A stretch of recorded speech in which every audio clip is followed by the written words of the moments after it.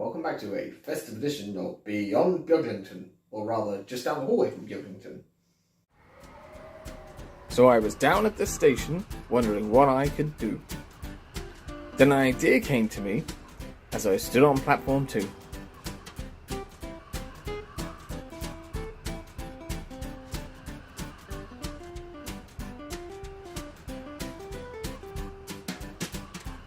I'll take a train beyond Beaglington and try something new.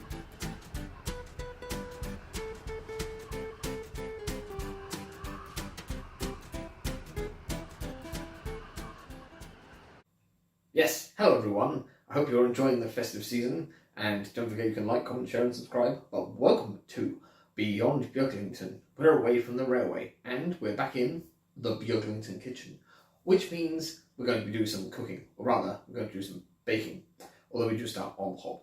So this is a festive edition of sort of cooking with Beaglington, or whatever you want to call it.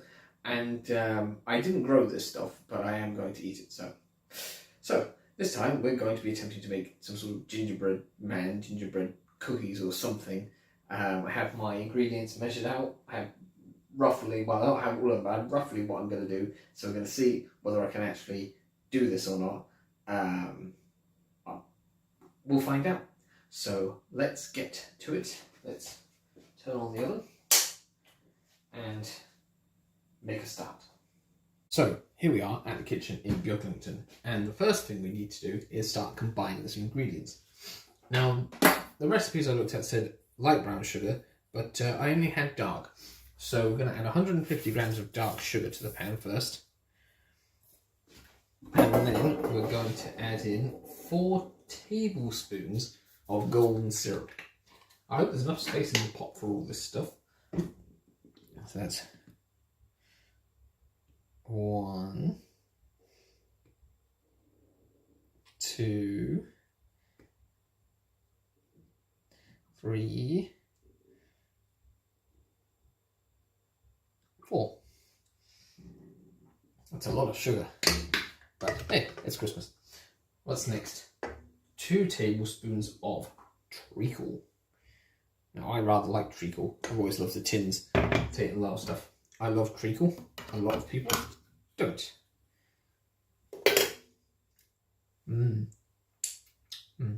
Oh, sorry. Right, so we want 2 tablespoons of this goop.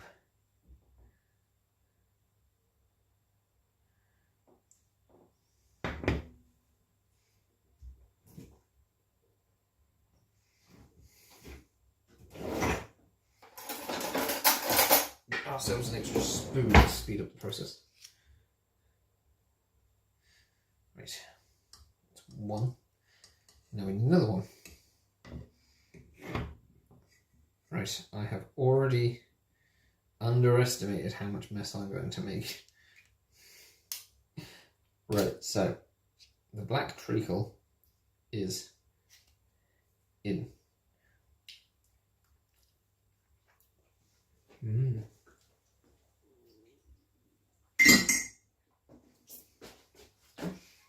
We'll just give that a bit of a wipe. Don't want to have burn treacle to the top of the oven before we've even started. So that's the treacle done. Sticky.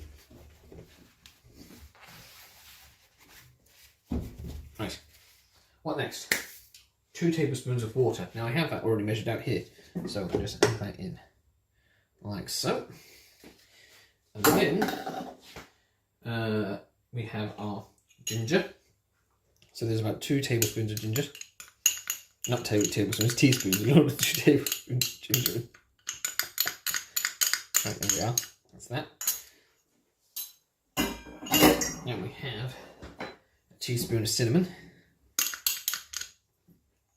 Like that. And now we can start heating. So put on the gentle heat first. We've got about 3, and I'll switch back to when it's heating. Right, so I've grabbed my silicone spatula to help stir it, because obviously with the metal spoons they were getting stuck to it, and I've turned the heat up a little. It's starting to get some liquidation.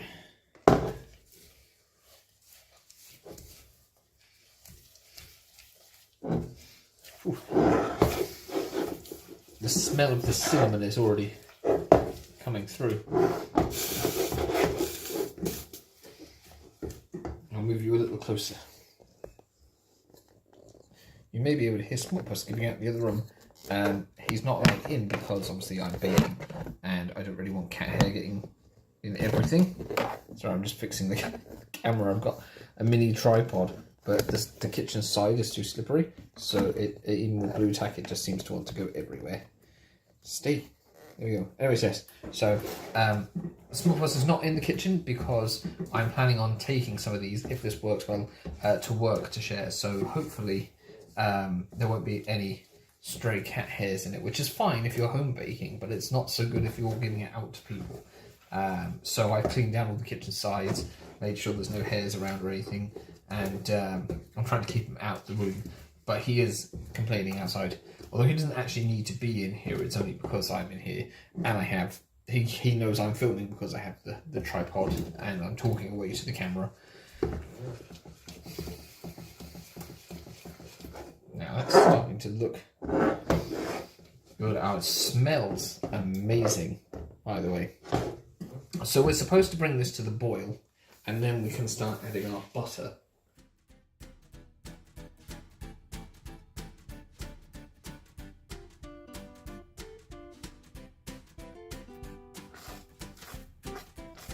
I would say that's probably hot enough to start adding in our butter.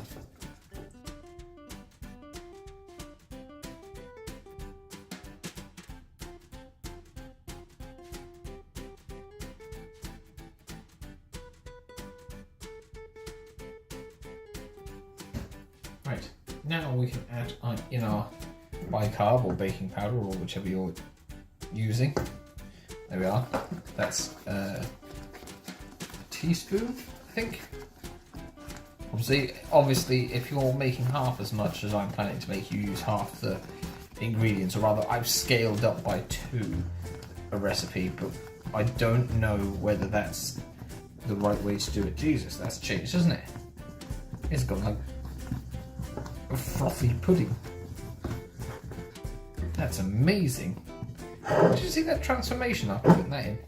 Right, now it's probably a good time to move the camera and start adding in the flour. So now it's time to start sifting in some flour into this mix. I added the baking powder and it just turned into a big massive frothy stuff. So we're going to add a bit of flour, mix that in, turn the heat off on the hob at the back.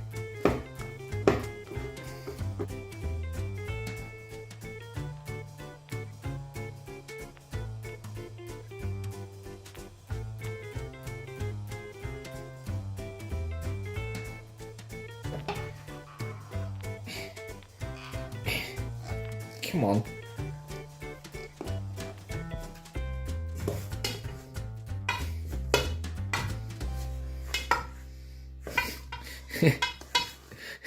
It's like it's set to the bottom of the pot. Come on.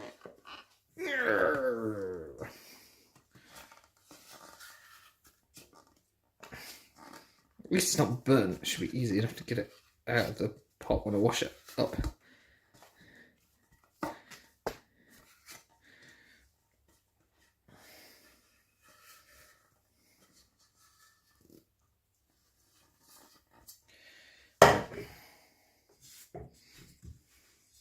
There we are. So, just to cover that now and leave it for like half an hour. So before I cover it, here we have our gingerbread dough. As this is the proof is in the pudding.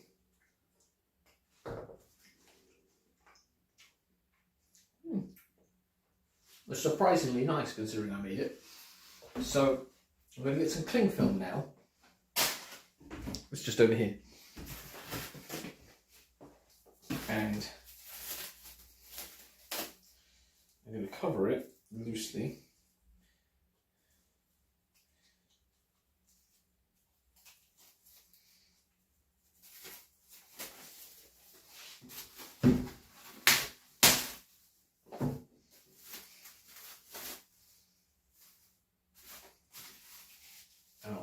somewhere, maybe in the fridge to cool.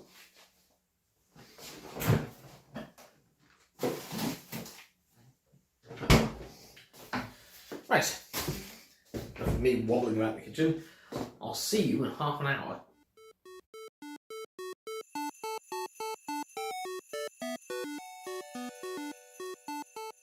Right, so we have our dough. It's set quite hard in this bowl, a bit cooler now. And we've got our baking tray. So the first thing to do will be to cut some baking paper to put on this. And we'll actually cut 2 sheets so that we can just swap one in once that one's gone, because there'll probably be more than one tray. And I've got some shapes over here. I've got a heart and a diamond and a triangle. Because I'm going to attempt to make sort of smaller ones, so I've made lots of them so that I can share them with people. Because after all, peace, love, hope, and the other thing, that's what this time of year is about. Goodwill to all men and all that. So what I'm going to do now is I'm going to move the camera again, and I will get things ready. So the idea is that we're going to put some flour down on the side over here, and we're going to roll out the dough, and we're going to cut some shapes. So the first thing to do is to take our baking paper, which happens to be the perfect size and width for this tray anyways, and we're going to cut it just here.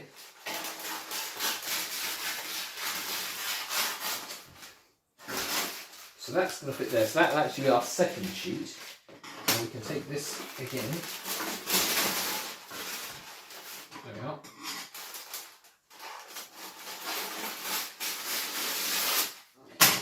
Our sheet there. This is going to go into the middle of the oven. The middle shelf of the oven. So that's grease proof, or whether you put it in paper. And now we have our side here, which we're going to make sure is nice and clean. I've already sanitised it already to make sure there's no dust or anything. And I've got the bowl here of stuff, and I also have a rolling pin.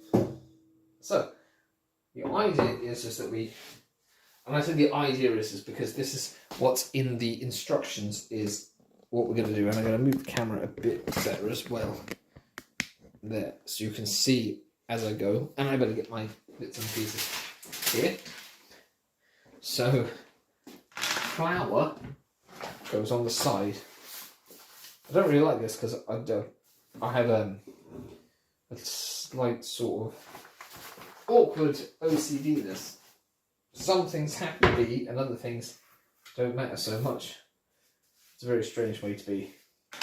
But it says give a good flouring, but whenever I've done this sort of thing, what I've ended up doing is putting flour down and making flour go everywhere but where we want it. So we're going to take this bowl now and we're going to attempt to roll out this chunk. It weighs a ton, I'll tell you that. So we're gonna peel it up. I can actually peel it out the bowl. Look at that! Wow, that's amazing. I can't believe that. Look at that. Right, and now I probably should have get my flour on here on the old rolling pin. They're doing on the smell-o-vision.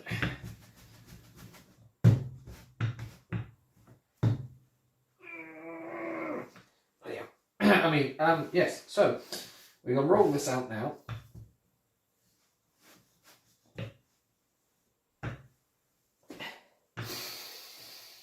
Tell you what, it smells Christmassy, this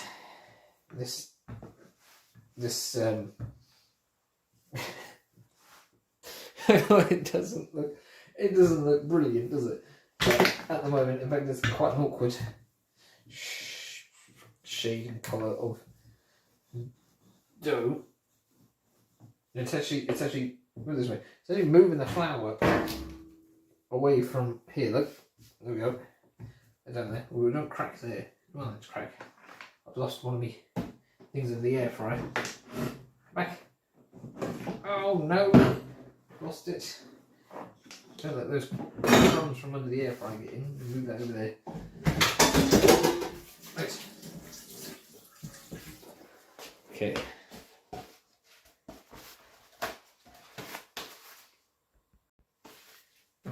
Get keep on rolling. I've rolled it so big that the flour is spilling it over the side onto the kitchen floor. Which probably isn't meant to happen. I haven't got enough space. The kitchen's too small.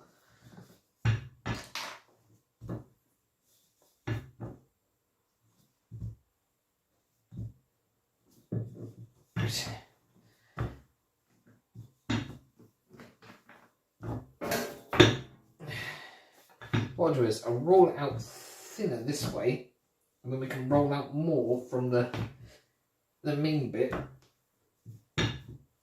when we're doing the second batch. So now we take our shapes, of which, like I said, we have several, so we're going to make the best use of them that we can. And this is part of the reason why I'm supposed to chill these, is because if you've ever tried baking and cutting shapes, when things haven't been chilled, the dough can often be very soft and sticky, and that doesn't really work very well when you're trying to cut shapes out of it. Now, that's something which you might find when you're doing your, say, baking with kids, is that you kind of have to miss that step because they'll lose attention, or they might not want to come back to it. So you kind of end up then all being disheartened by the fact that your shapes don't come out well. But trust me, it's definitely worth the wait, because it will make it much easier to actually cut out your shapes. And you can always find something else to do with the kids while you wait.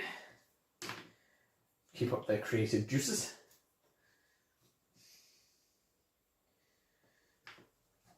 Right. This is going to take a little while, and there are cat hairs appearing from nowhere. So I'll crack on with these.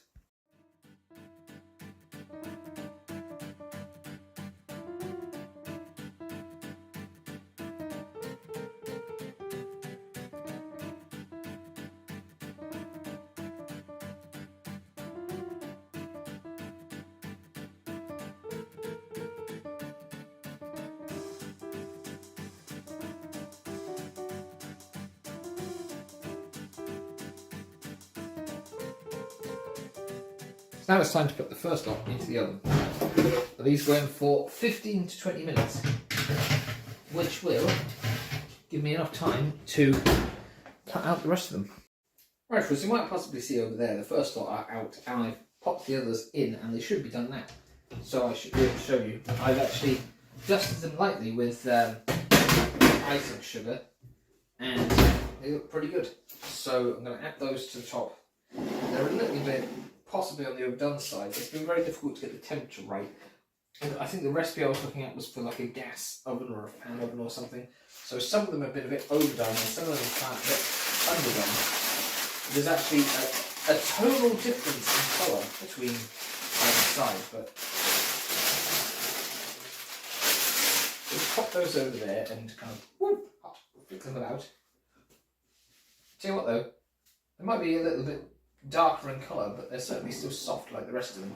So just tidy up a little bit now and chuck these things out the way, and I'll show you how they look.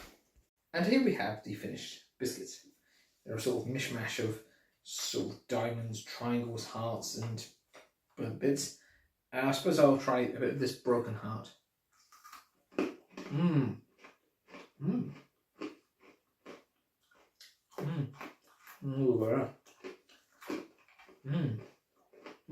Yeah. They're really nice.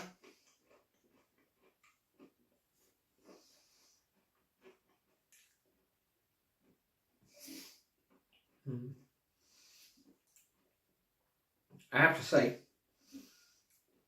they'd be a bit nicer if I put even more ginger in. I was planning to, I thought I'd put in too much. More ginger, I think, a little bit more cinnamon, and some sort of citrus zest would be great actually. But, you know, as far as just looking up a random recipe and cooking it just because I can, I think really nice. So I'm going to take these to work and give them out to people and hope they enjoy them. So this is very nice. So thank you once again for joining us here in the Beaglington Kitchen for another Beyond Beaglington. I hope you're having a lovely festive time, and Christmas is just around the corner. So I hope you have a very Merry Christmas. But from us here in the Beaglington Kitchen, all I can say is thank you very much for watching. You've been a wonderful audience. I've been a wonderful Alex. Slightly floury, slightly icing, sugary, gingery Alex. But yes, I have been an Alex, and you know that too. So we'll see you again for another one. Don't forget there's the like bubble, not the like bubble, the subscribe bubble, and the playlist thing. And we'll see you again in Beyond Beaglington, I imagine. Ta-ra. Have another biscuit.